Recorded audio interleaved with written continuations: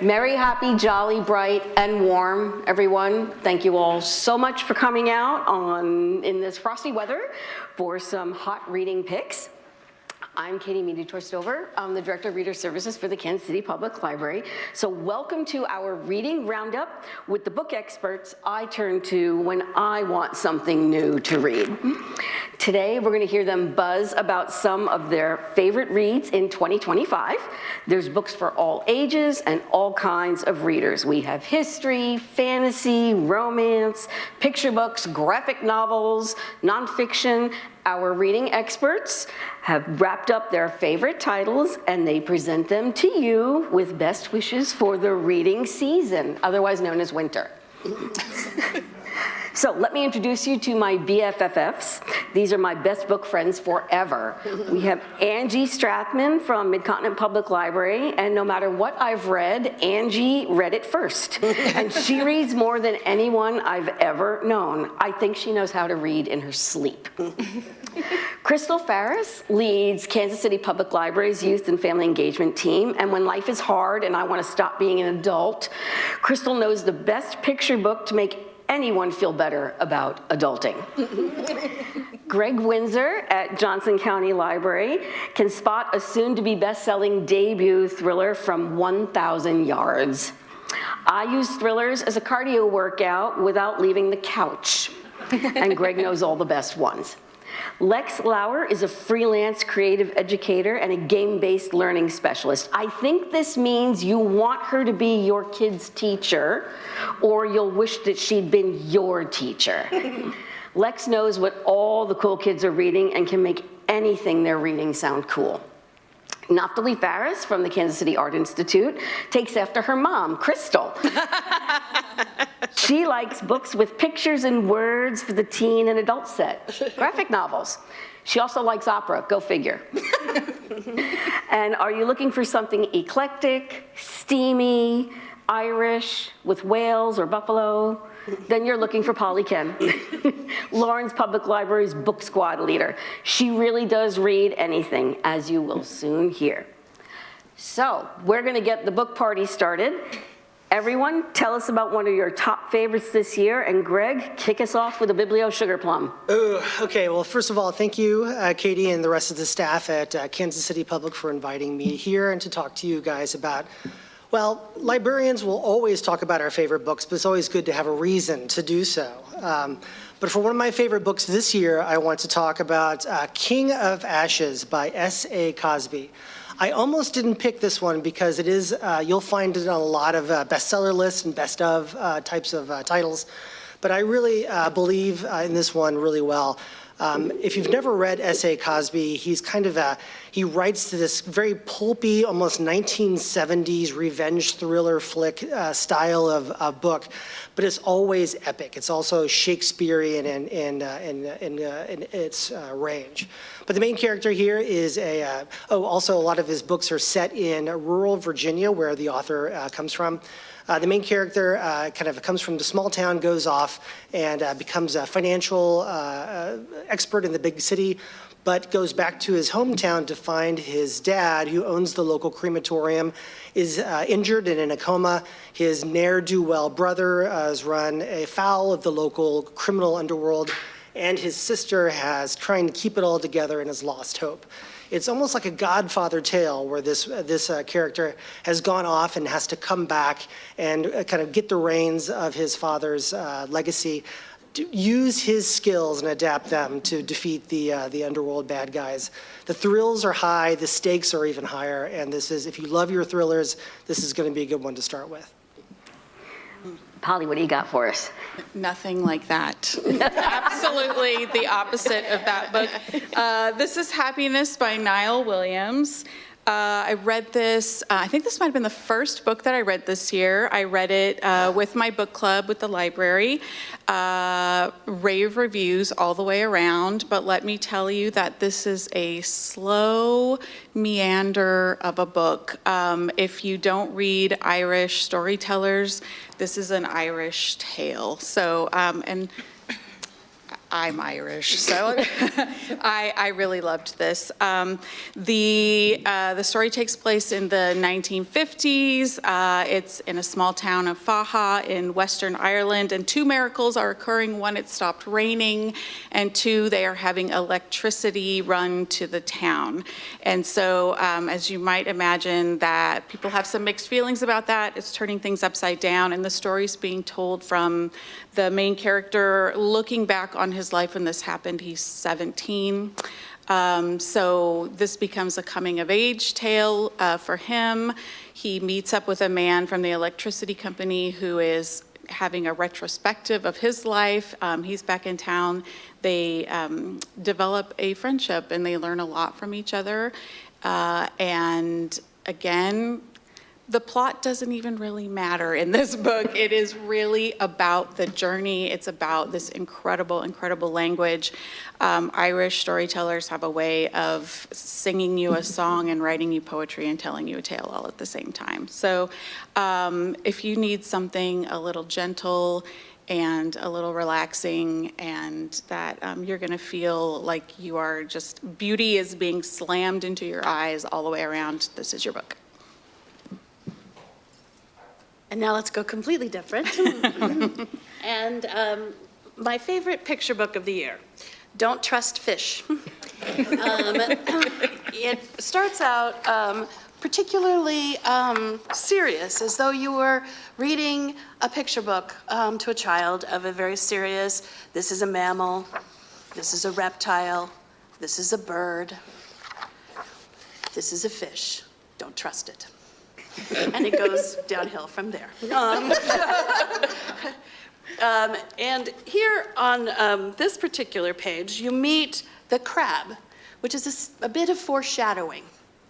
As the clever child will find out, or as you will figure out earlier on, the crab is actually the author of the book, who is telling us not to trust fish. A truly fun read aloud, and this is one of those picture books that I think is just as much fun for the adult to read it as it is for any child to listen or to read it for themselves. Don't trust fish. I read that one too, and I now have strong feelings about fish.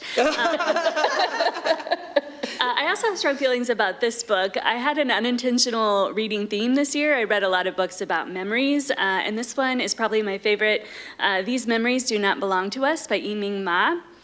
This is a literary speculative novel. It takes place in a near future China, where there is a technology that's been developed that allows you to record and to share your memories. And like a lot of technologies, then that means that it turns our memories into commodities that can then be bought and sold and traded. And more importantly, they can also be manipulated and erased and banned by the oppressive government in this book. So the framing story is a man has inherited his mother's banned memories, but then we also get each of these memories, which read like their own very compelling and moving short stories. So there is a mother who is making a favorite meal for her sumo wrestler son. There is a diplomat's son who is playing a game of chess with a former schoolmate in an orphanage. There's a one-armed swimmer who's trying to win glory for his country. So all of these stories, you're not quite sure why at the beginning they were saved and why they were banned, and that's what makes this book so kind of thought-provoking and moving and interesting. So I too had an unintentional theme for my reading this year, and it's not the obvious, which is graphic novels. It seems to have been horror. Just as a backstory, I'm doing my PhD. Stress, I don't know. The secondary, as you will notice, the secondary theme is red coloring. There's a lot of red in my picture book. Anyways, my first recommendation is called More Weight. And it is quite a weighty book. It is a graphic novel. It's called A Salem Story, but it is a non-linear exploration of the history of Salem, Massachusetts. And every time you jump timelines, the art style changes. So when you're in the 1600s during the witch trials, it's black and white and it's very heavy outlines and very stark and frankly scary. And then you hit the 1850s with Nathaniel Hawthorne and him dealing with his connection to the witch trials. His grandfather rather, was a judge in those witch trials, and him dealing with the weight of that family reputation. But then you also have the modern day Salem and the touristy identity it has taken on, and you get this kind of like rotoscope, very colorful illustration. And it's fascinating just to see all the jumping and the history. It's also very dense and very nerdy. So I figured I'd start out with the hardest recommendation and then get easier from there. All right, I too have a theme, and my yearly theme is more of, I hope you come up to me later and ask if I'm okay, based on what I'm going to be talking about. I get the pleasure of introducing a book that I think most of us at this table have read, and it is Beneath the Trees Where Nobody Sees. There's a few people that have it if you want to hold it up. I do not have a copy with me right now. And from far away, I know all of you are like, that looks like the cutest thing I've ever seen. Look at those gorgeous colors. And I would love you to maybe close your eyes and picture a cozy woodland forest, a little town in that forest. I want you to think of Frog and Toad. I need you to think of Animal Crossing for my friends who play Animal Crossing. Maybe picture cable knit as far as the eye can see. Tons of sweaters. People bartering for pieces of pie. And then I would like you to think of a serial killer in the middle of that town. And that's the story. Cool. So Beneath the Trees Where Nobody Sees follows a serial killer, and kind of happens to be very Winnie the Pooh-like. It makes you think about, what if Winnie the Pooh was that serial killer? What if the 100-acre wood was full of secrets and guilt? And you can't really hate Pooh Bear, right? Because he's Pooh Bear, right? You can't hate him. This book has gorgeous art. It's very cute, and that art is weaponized against you as you read it. This book is not very long, but the dissonance between the cutesy illustration and what is actually happening in every illustration is like a gut punch. The story is a thriller, believe it or not, 100-acre wood thriller, and it kind of is also a psychological study. If you like the meat and potatoes of a story and you don't just want to enjoy the art and the shock value, it is a psychological evaluation of identity. And who are we when we have a mask on and a mask off, when we're in front of people and when we're not? And how far do small towns go to cover the insidious underbelly? But I think a lot of us have read this. All read this book. No, I didn't. Not all of us. I didn't. The children's librarian was saying, I'll just echo real quick what Lex said, is that it's, the bit of, this cutesy little town with a serial killer. In many authors' that would just be the story itself. But really, it is a character study. The main character is, yes, a serial killer, but also protects the town from outside threats as well. and from herself, inside. even. Yeah. I mean, she's protecting the town from who she is, because she only does the killing when she goes into the city. So. Yes. Which is still not good. No, not justifying the serial killing. I want to be very clear about that. Paddington grows up to be Dexter, and he moves to Stars Hollow. Oh, God. That's really good. That's really good. My brother, who doesn't read anything, read this and thought this was the best book ever. And shout out to Alicia, who suggested I give this book to my brothers and sisters for their book club. So Lex, take us into the second round with something good. For something completely different, but still very chaotic. Okay, It's all good. We love it. I did bring my own, I brought a copy of this today. It's Romeo and or Juliet. So I would like you to also imagine our favorite goblin writer, William Shakespeare, and think about giving him a gallon of espresso and a kid's choose your own adventure story and say, go wild, my friend. And that's this book. But this book is for grown-ups. This is a choose your own adventure story about Romeo and Juliet for adults. And I don't know about you, but I love the idea of taking something that I was voluntold to read when I was growing up. I did not have a choice to read Romeo and Juliet. I read it in high school as part of a grade. To take something like that and rewrite the narrative of loving something that's a classic, and getting to play a big role in rewriting how I feel about it. So you could follow the exact story that William Shakespeare wrote in this book. You could choose every path to create the same story, or you could become a pirate. You could date a robot. You could also talk to goats, or maybe you turn Juliet into, I wrote this down, into a buff action hero who can literally bench press all of Verona. Maybe you want to do that. You have every opportunity in this book to do so, and I don't math. I have moved on from math, so I don't know how many times that you could sit and not read the same story once. There are illustrations in this book too, all by different artists. So for my visual friends, it keeps you in there too.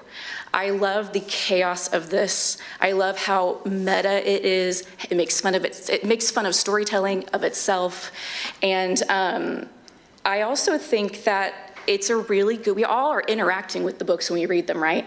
But this is a chance to play while you read as well. Reading is power, and you have the power as the reader with this book, it sounds like. So without sounding too like hoity-toity about this, I don't know why I just went straight to the 1920s, but I did.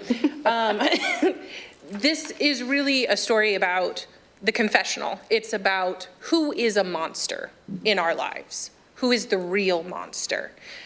So it's about a young vampire dealing with the guilt that she has around what she has to do in order to survive. But she is preyed upon by an evil priest, and he uses her guilt against her to achieve his own means. It's dark. It's very bleak. I'm not gonna lie to you, but it's also so atmospheric. You're in New Orleans in the 1920s. It's jazz. It's fascinating. And at the end of it, it's really a story about empowerment and self-discovery. Sorry, we were joking earlier about how all my books are really about self-discovery. You know, whether it's being that you discover you're a vampire and you're okay with that, or you're a serial killer and you're okay with that. So, but this is, like some of my graphic novels are more for YA, some of them are more for children. This one is very much an adult one, but it is fascinating. And it's got a really limited, I don't know if things like this enchant you like they do me, but it's got a really limited color palette, which is fascinating because then when they change the color palette, it really means something. And so it's a very beautiful book. All right. Well, I'm not usually a horror reader, but some horror books are some of my favorites this year. And If Beneath the Trees was, Dexter and Stars Hollow. My next book is a final girl set in a retirement home story. Nice. So it's the Autumn Springs Retirement Home Massacre by Philip Fracassi. And this is an unusual take on the final girl story, which is usually this, young teenage girl. And in this case, our final girl is 80-year-old Rose Dubois. And there are a lot of deaths happening at her facility, which isn't all that unusual, but the frequency and the manner of those deaths is. And so it starts out as this kind of Thursday Murder Club-esque kind of mystery story as she and her friends are trying to look into these suspicious deaths. But it definitely turns much darker and more gruesome as you go along.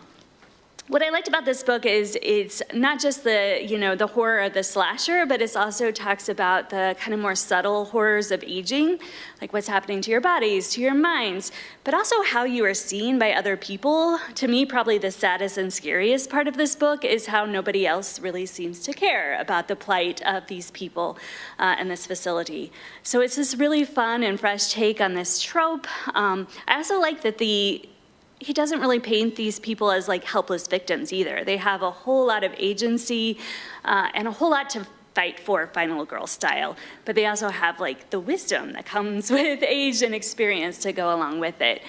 So it's got a lot of dark humor.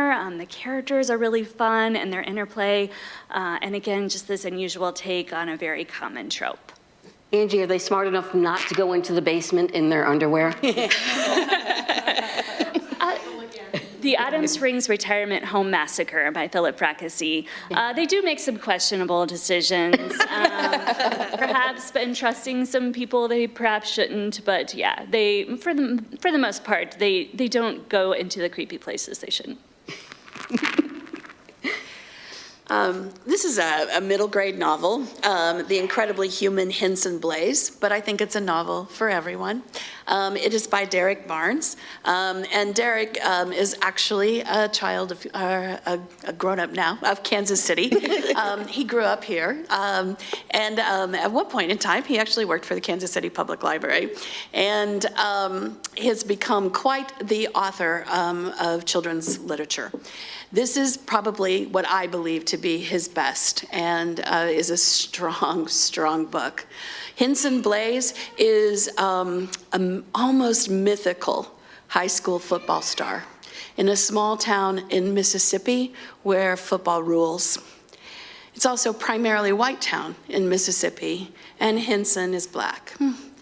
But boy, is he entertaining, and boy, is he fun to watch play football. But he really should keep his mouth shut, shouldn't he? It's kind of a study of, as an adult reading it, I could see it as a study of our glorification of athletes, particularly athletes of color, and our willingness to watch them fight the battle on the football field, but we don't really want them to say anything. We want them to be athletes that we adore. And so this is an empowerment story for Hinson. It's also an honest story for Hinson. He's trying to figure out what to do and how to do it. And it's just an incredibly powerful read. It's also a really good read aloud, and I could see doing it with an older child and having some discussion.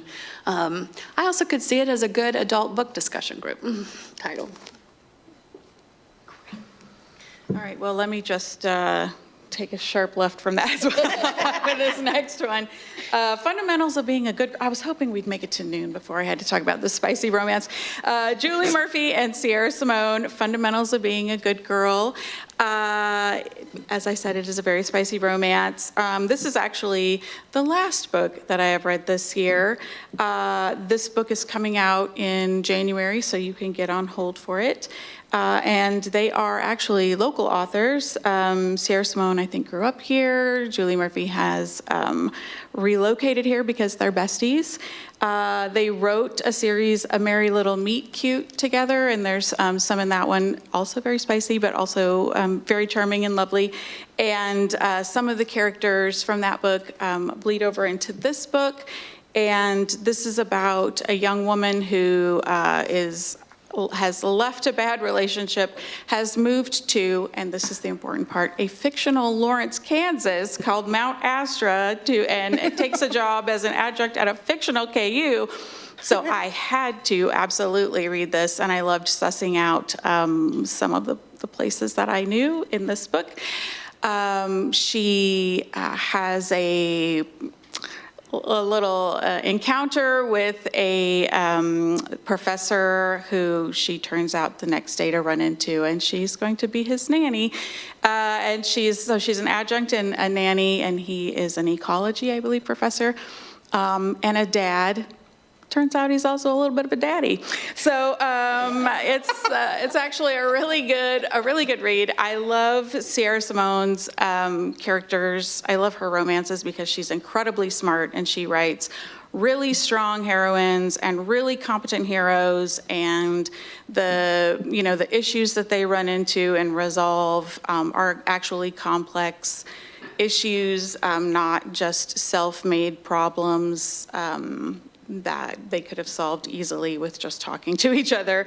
So you get a really actually nice resolution and happily ever after. So pick it up, very spicy, just let me say that part again. And they are actually going to be on tour for this book. They will be in Lawrence on January 22nd at the Lawrence Public Library, 7 p.m. So. Well, keeping with the romance theme, although not quite as spicy as this, I'm going to talk to everyone about The Everlasting by Alex Harrow. One of my all-time favorite books came out this year. This is a time slip, kind of a romance between a modern-day scholar, skinny and bespectacled, and then his kind of attachment to his research subject, which is a kind of a sad lady knight, kind of like a King Arthur or Lancelot figure that was foundational to the country, the thousands of years ago, foundational for the making of that country. So it turns out that they are connected, and our sad lady knight is kind of stuck in a time loop in that every decision that she makes always ends up with her sacrifice. But of course, her sacrifice means the founding of this nation that leads to everything after. But because of shenanigans, both of them connect to each other, fall for each other, and the story rips them apart, and the heart of the story is bringing them back together. It is not romantasy as such, but if you do have any romantasy fans in your life, definitely recommend this book to them. Another reason I love Alex Harrow is that she plays in different genres. She's written a portal fantasy, kind of like a Narnia going through the 10,000 Doors of January. She's also written a gothic horror, The September House. So she is kind of plays in different genres. So she does not feel that she needs to stick to any one thing. She plays and brings different influences into her tale. But this is the type of book where you read a paragraph and you will just stare into space, thinking to yourself, that was so good. I'm going to go back and read that paragraph again, because she is that type of writer. So The Everlasting by Alex Harrow, definitely check it out. She is magical. If you're watching from home, because the weather outside was frightful, we made a book list for you, and we'll be dropping it in the comments for you. While it is not in order, it is complete. And we also had little programs made up. Polly, would you hold up yours? Okay. For folks who are here, so that you could follow along and take notes. Everything you see on the slides is in the little program. It's also on the book list. So jingle jangle, Gregg, give us another one. Okay, let's go. Let's see, what stress that can I do? This next one, I don't normally read a lot of so-called book club books. I like to read more genre, thrillers, romance, fantasy, those types of things. But this word-of-mouth book called The Correspondent by Virginia Evans should be on everyone's book club list for 2026. This has been a great word-of-mouth hit from, in my library, Johnson County. You can't even remotely get on the waiting list. It's so long.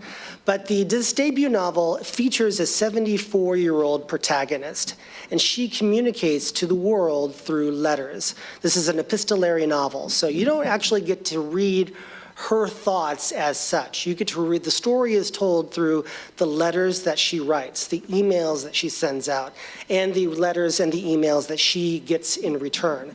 So but there are several different plot points in this book. She used to clerk for a judge, and now she's retired, but she writes letters to like Larry McMurtry and Joan Didion, as well as keeping in communication with her family and the young high school student locally that interviews her for a class assignment. But all of these letters mesh and kind of combine into a larger story about loss, about forgiveness, and about friendship, which is really interesting to see all of these pieces kind of click and go together. So by the end of the novel, you have much more of a greater understanding of this person, what just a delightful character that she is, and the voice that she writes into. So The Correspondent by Virginia Evans, great word-of-mouth hit. Recommend it for your book clubs. I love a good epistolary novel. Love it. I appreciate that, because I'm reading that for my book club next week. Perfect timing. Perfect timing. Now I don't have to finish it. No, I don't have to. Just kidding. Okay, so Yeah, Moby Dick. That's what I'm bringing you today. Yes, I read it for the first time in 2025. Yes, I'm a librarian. Somehow I missed reading Moby Dick at some point in my life, probably because I thought, I don't want to read that book. That's probably what I thought. And as a librarian, I always tell people, life is short, read what you love. But someone I love, named Erica, said, I love Moby Dick so much, and I'm going to have a little book club, and we're going to read it together, and we'll be shipmates, and we're going to read like sections together. And because I love Erica, I said, okay, I'll do it. Sure thing. And I bought myself actually the critical edition because I really wanted to have some footnotes and some stuff, and I'm really, really glad I did. So if you've never tackled Moby Dick, that might be a really good thing for you to do, because this book, I thought I knew what happened. I had no idea what happened in this book, and that Herman Melville was writing some experimental stuff back then, and this book is a series of sometimes one-page chapters, sometimes whole different stories that he's inserted into this other part of this story. Sometimes it's an encyclopedic section about whales. So absolutely, if you haven't read it, you don't know what you're going to get, but let me tell you, it is a ride. It is funny. Who knew? But it's really funny. It's really smart. The language is beautiful. I got hooked because of the very first chapter with some really beautiful language. And what I say now is I really hope that you guys grab something that challenges you in 2026. It could be Moby Dick. It was a challenge, but it really helped me dig into some knowledge that I haven't accessed for a really long time. There are really a lot of layers of cultural and literature and religious sort of information that you probably have tucked in there somewhere, and it felt like it really did something good for me this year to have to pull that out. So again, as a librarian, I never would want someone to slog through something that they absolutely hate, but I ended up absolutely loving this book. I'm even wearing a Moby Dick t-shirt right now. I really ended up loving this book, and even if you don't end up loving the book, you might end up loving something about the journey, and it might open up something for you to try something else. So, and if you have read it in the past, I encourage you to step back into it. If you didn't love it the first time, you're a different person, and it's a different book this time. Now for the shortest book from the longest. This was another picture book that I just read and fell in love with. I think because it's so very different than what it appears to be on the cover. It appears to be that this book is going to be a didactic story. It's going to teach children how to share. It does not. It may say a story about sharing, but it's very different than that. Again, you have some traditional illustrations here. You have the cow saying moo, and you have the horse saying neigh, and the sheep says ba, and the goat says, wait a minute. I say ba. And it, sort of goes from there about what should they say so that they have something different to say. The sheep goes into a thought process. He decides to say this very long zip, zap, whackety whack, when who should arrive but an alien who actually does say zip, zap, and doesn't want to share. And the frog closes it out with a very funny moment. So, it is sort of a book about sharing, but it's also a book about who are you and what do you want to say? And I think it can be a lot of fun. All right, well, I wanted to bring in something nonfiction, and most of the nonfiction I read were extremely sad memoirs. So instead, I went with something a little more empowering. It is The Feather Detective by Chris Sweeney. And I This was a good choice for me because it's an intersection of a lot of different topics. It's the story of a female pioneer. It's the story of science and criminology and the aviation industry. It is a story of Roxy Laybourne, who was a taxidermist, a bird taxidermist at the Smithsonian Institution. And when there are a lot of bird strikes for airlines, the airline industry wants to figure out how to stop that. And so they start sending all of their bird remains to Roxy to figure out. And before that, no one had really figured out how to identify birds by just their feathers in a scientific way. And so she comes out with a way to do that. And so then she gets contacted by all the other experts, too, who want her to help identify the sex of endangered species so they can repopulate. Or the FBI has a case where someone was smothered to death with a feather pillow, and they need to provide evidence. So she becomes this unexpected expert in all these different areas. And especially as a woman at a time period when often her female expertise was overlooked. She's a very fascinating but kind of flawed figure. It also talks about how she kind of mentored the next generation as the person who pretty much had this entire field of forensic ornithology in her head. So it was a really fascinating read that also brought in threads of, again, like the aviation industry, the history of the Smithsonian, and things like that, too. I keep trying to figure out like the segues between our books, and I'm not succeeding.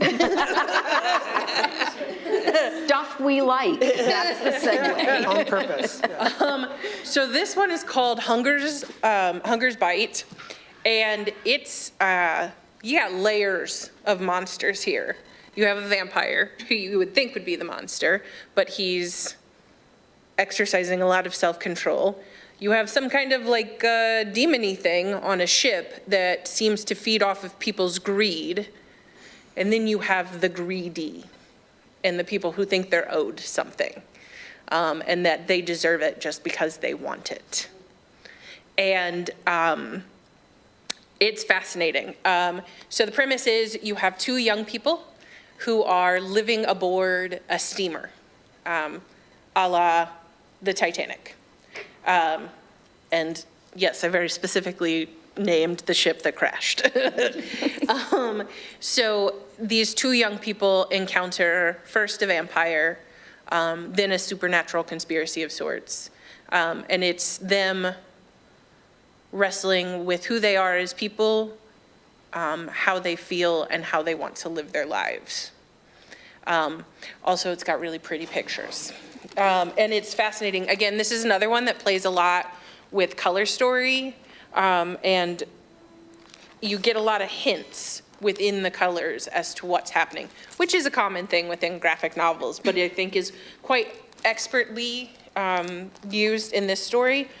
There's also a panel, I'm not going to be able to find it now because I didn't mark it, but one of the things I really love in graphic novels is when an artist will play with the boundaries of the cells that they draw within. You know, it's not unlike an actor breaking the fourth wall in a movie. But at one point you have the demon who feeds off of people's greed, and he's literally moving the speech bubbles so that he can come through. So it's very, I think, artistically adventurous. Well, mine has a story behind the story. This book, Death Wins a Goldfish. It's very small looking. It almost looks like a mini coffee table book. And when you encounter this book in the wild and you flip through it, it absolutely looks like that. It is almost all just pictures, and not even like a graphic novel. It is every page is its own pane of a story. And this book found me, and I don't know how. I think it just came across a cart when I was at work, and I decided I was going to crawl under my desk, which is where I go on my 15-minute break, believe it or not, quality floor time, and read this book. And I read it in 15 minutes, and I'm not going to say I was sobbing on the floor, but I was feeling a lot of feelings about death winning a goldfish. This is the Grim Reaper. scythe-carrying, cloak-wearing, probably has skeleton legs, Grim Reaper, being called into HR and told that he needs to take his unused vacation days. And that's this whole book. He packs his suitcase and he writes he makes like a mind map of everything he's never done and everything he wants to try. And he uses his mandatory PTO to do these things. And one of those things happens to be he goes to a carnival and he wins a goldfish, and the rest of the story is him with a goldfish in just its little bowl that he carries around, and it's his best friend. And the art in this is super simple. It's almost like somebody sat down and just used a pen to sketch out everything. There's hardly any color. It's like a 3-color palette, and Death is awkward at a spa. He's really bad at relaxing, and he's really curious and full of existential dread, and I am probably all of those things, and I think a lot of us probably are. And this book pokes fun at hustle culture, but it also makes you sit, you're halfway through it, and you're like, wow, Death is having a great time on that roller coaster. When really, underneath it all, it's just saying, hey, did you know you might have a really important job? A lot of us do. Or maybe you hate your job, or you love your job. You work with kids, you work with grown-ups. No matter what you do, it's okay to rest. It's okay to relax a little bit. I read this in 15 minutes, and it's had a grip on me ever since. So it's a coffee table book that you should have, but you should also tell anybody who sits and has coffee at your table that you might cry just a little bit. If you like Calvin and Hobbes, it's a more existential version of that, but it's also like The Office. If you want to see Grim Reapers and cubicles, cool beans, you got it right here. I just checked that out. I can't wait to read that.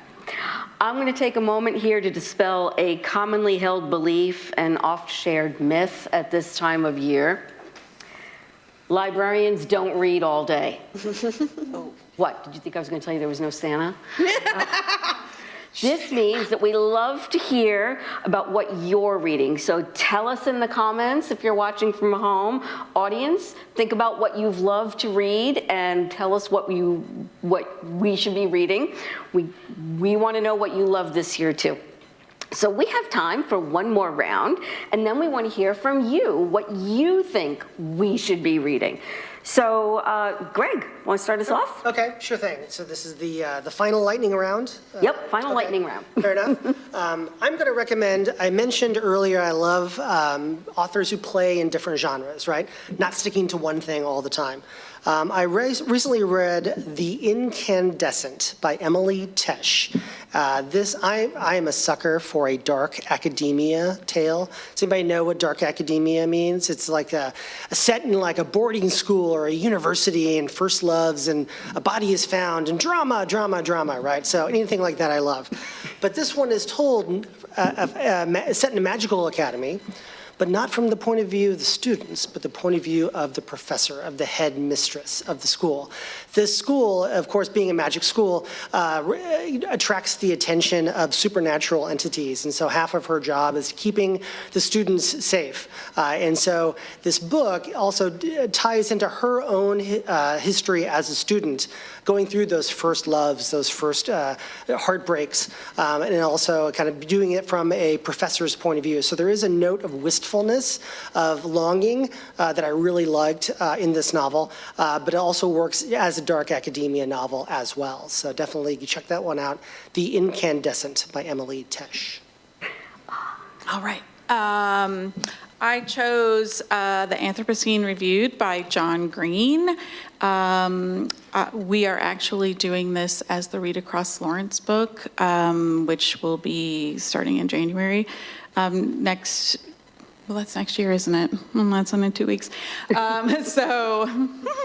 So this book is, if you've never read John Green, he usually writes YA novels, but this is a book of essays that is primarily adult, but teens could read it too. What he does in this book is takes things from the Anthropocene, from the time in which we live, and sort of tongue-in-cheek gives them a 1 to 5 star rating, because we've all been trained now to do 1 to 5 star ratings. Thank you, Amazon. So it's about 44 essays, and he's rating things in here like viral meningitis and sunsets and Canada geese and Diet Dr. Pepper and these special hot dogs that you get something, yeah. So he's experiences that he's had in his life, he goes in and rates those, but because he's John Green, it's really funny, it's really poignant, he has a lot of big feelings wrapped up in a lot of these, and the real message, the most important thing about this book is, the thread that goes through is pay attention to what you pay attention to. So I thought this is a great book. So many of us, so many people I talk to at the library are struggling so hard to get back into reading, struggling so hard to put down their phones, to put down their devices, and to pay attention to anything anymore. And this book asks you to do that, and it is easy for you to read 1 or 2 essays before bed, 1 or 2 essays over coffee in the morning, 1 or 2 essays at lunch, instead of grabbing your phone to read a couple essays. And obviously, I think this is a great book to read with other people and talk about with other people, because that's what we'll be doing next month. John Green, The Anthropocene Reviewed. It's amazing how much reading you can get done when you're not doom scrolling. Very true. I'm going to go with The Library of Unruly Treasures by Jeannie Birdsall. Also a middle grade novel, and it feels a bit old-fashioned, and yet it feels very modern at the same time. It is about the story of a young girl. It feels familiar when you start it, because it's the orphan story. She has parents, but they're awful. They're those horrible, horrible, horrible parents. And they miscommunicate about where she's supposed to be for the next 2 weeks. So there's no place for her to go. And they send her to her great uncle's. And when she is at her great uncle's house for the first time ever, she experiences someone who actually is kind to her and who likes her. And then there's this really subtle, fascinating twist when she goes to the library, where he goes nearly every day. She sits in the back of the room while the very young children are having story time, and she sees these really small creatures with wings called the Lapukan, who come and listen to the story. But she's not supposed to be able to see them. It's only supposed to be able to be the tiny children. And so they tell her that she has been chosen to help them find a new space, because the library is being renovated and they have to leave because it's going to be torn down and renovated and there's no place for them to be. And lo and behold, the new place that they want her to relocate them is the Isabel Stewart Gardner Museum in Boston. And so it's a fun adventure, magical and hopeful. The Library of Unruly Treasures by Jeannie Birdsall. All right, well, my last pick is The Wilderness by Angela Flournoy. This is a story about the ebbs and flows of friendship, in particular, the friendship between 4 Black women. We get the perspectives of each of them at various points of their lives over the course of 2 decades, usually when they're a bit unmoored in their life and their careers and their love life, in their families, thus the wilderness of the title. The wilderness is also there because we also get the story of the communities that they live in. The story takes place back and forth between New York and LA, but also within very specific micro-communities within those larger cities. And it also starts in the present and works 20 years into the future. So we also get their personal anxieties,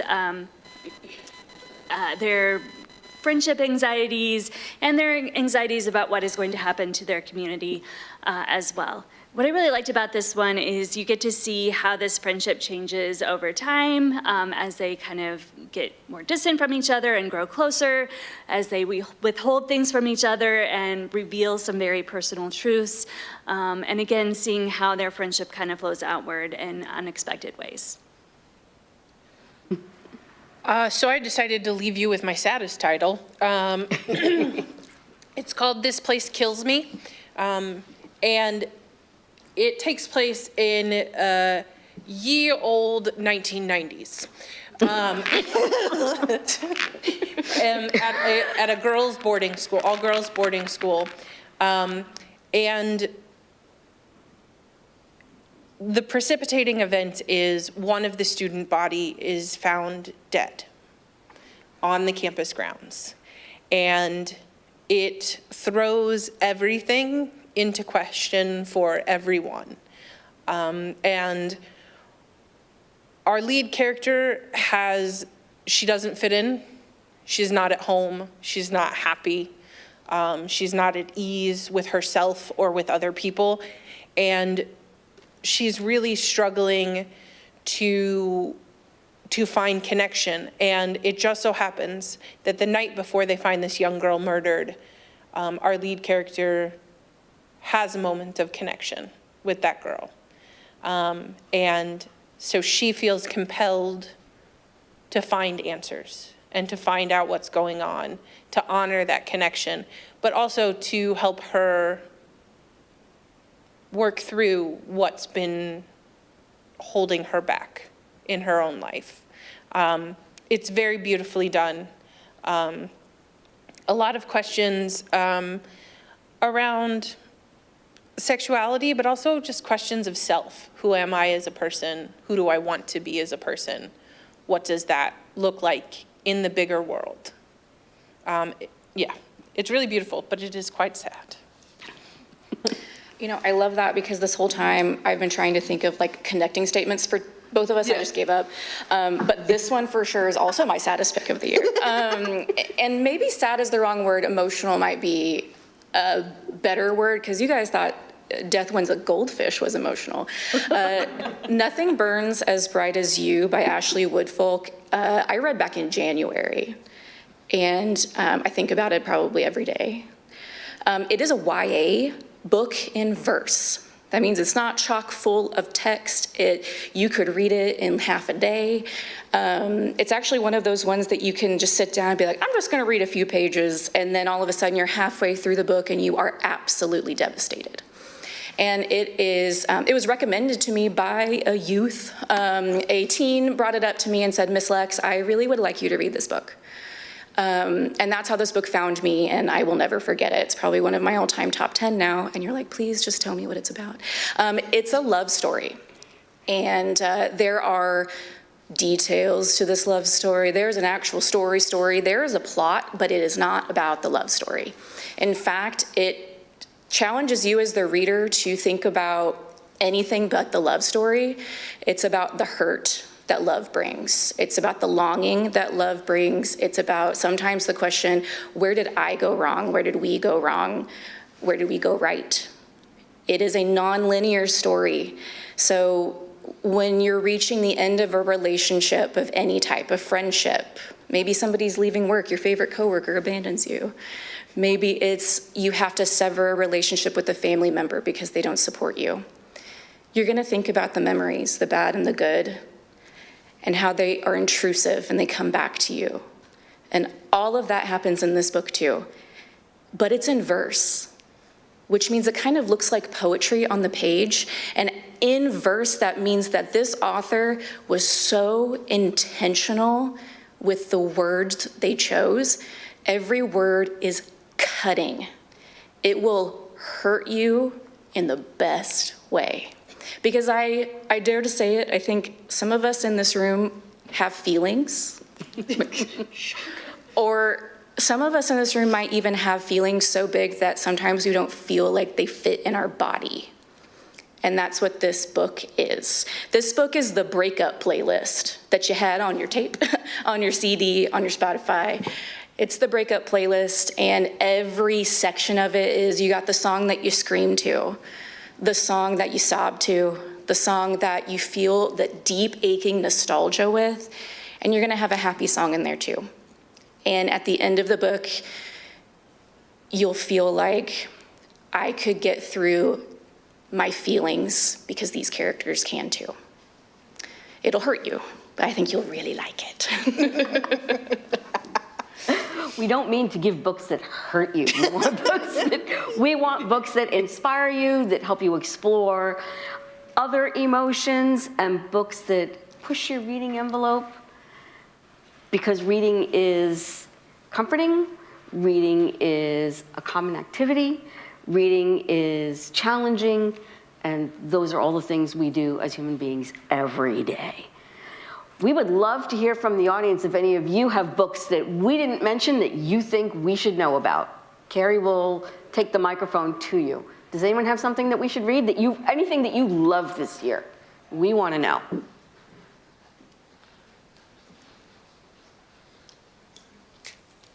This is a book that I had to put down at first because I wasn't connecting with, and then I ended up finishing this year. It was The House in the Dark of the Woods. It's a dark colonial era folk tale set in a deep dark forest wherever you want it to be. And it is written from the perspective of a character who is illiterate and has no formal education, and none of those highly descriptive or informative words or phrases that we would be used to using in modern language are used, so it was a real brain stretcher for me. But the person is intelligent, clever, empathetic, but they don't have any of those words to use, and it's not the narrator telling you those things, it is, that's how the whole book is written. So very different than anything I've experienced in a long time. It's The House in the Dark of the Woods. You could consider it a little bit scary, but it's more of the folk tale level of scary. Very adult. I would not recommend it for a It's children. by Laird Hunt. And it's already on I just now put it on my hold list, so. And I will add it to the reading list. Can confirm he talked about that for like weeks after he read it. It really does change the way you read, I think. Any others that you read that you liked? I can tell you one. I probably don't need that. It's for the talk. Oh, okay. I read all the time, and do you think I could pull up a book right now to tell you? I needed a list.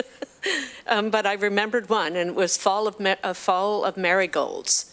And it's a book, story that took place in New York City with the fall of the Empire State Building.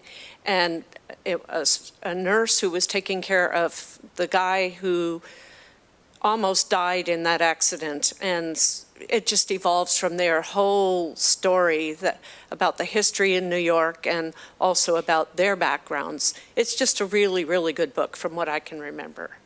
Thank you.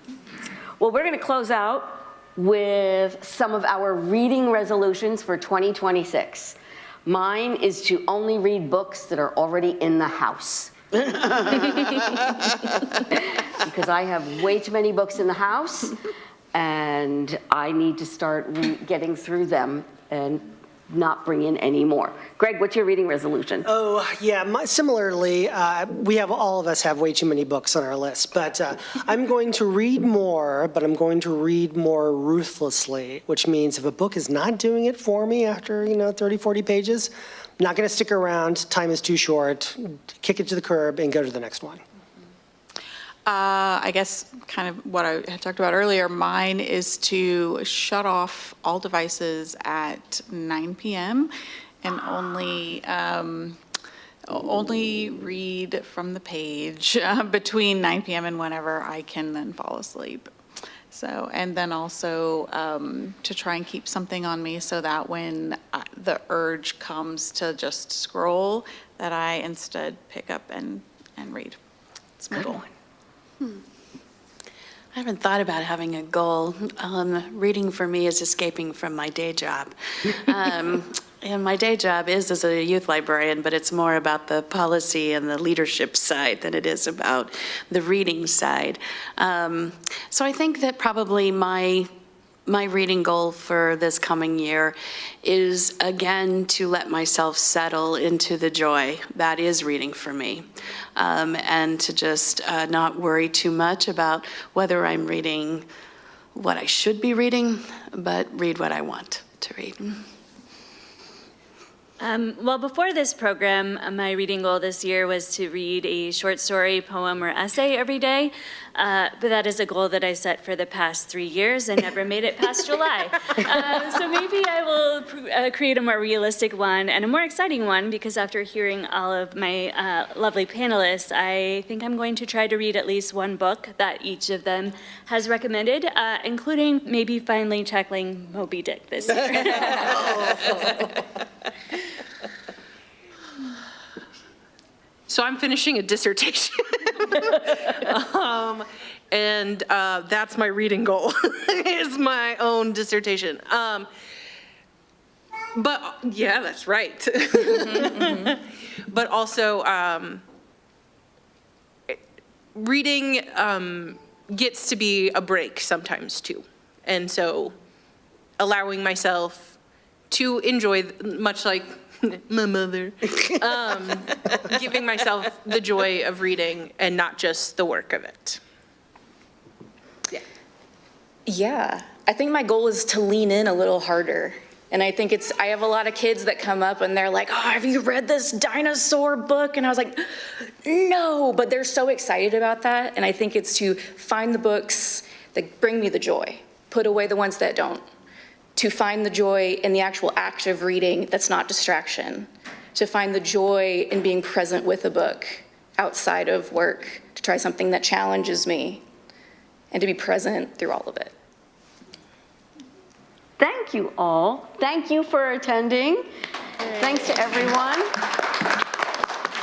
Share your reading resolutions afterwards with us if you start to come up with one. But good night, or good afternoon, happy holidays, and please visit the open house downstairs in Central.